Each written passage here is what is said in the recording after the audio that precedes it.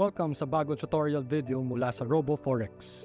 Ngayon, ipapakita namin sa iyo paano palitan ang account leverage sa mobile. Maaring baguhin ang leverage ng parehong real at demo MetaTrader 4 at MetaTrader 5 accounts sa iyong members area. Step 1. Pagkatapos mong mag-login sa iyong members area, buksan ang menu sa kaliwang bahagi ng screen sa pamamagitan ng pag-tap sa 3 horizontal lines. Step 2. Piliin ang Accounts tab. Pagkatapos ay itap ang Change Leverage sa menu. Step 3. Siguraduhin tama ang napiling trading account sa blue panel sa itaas ng page. Step 4. Piliin ang Preferred Leverage mula sa drop-down menu at itap ang Change Leverage button.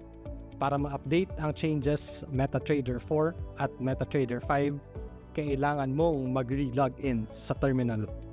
Hindi maaaring bawasan ang leverage kung may open position sa iyong trading account.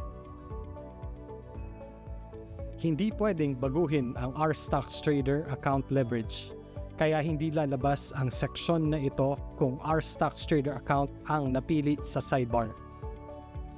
Kung gusto mong gumamit ng ibang leverage para sa RStoxTrader account, kailangan mong magbukas ng panibagong RStoxTrader account. Pumunta sa Accounts tab. Itap ang RStoxTrader account at sagutan ang form. Congratulations! Alam mo na ngayon kung paano baguhin ang leverage.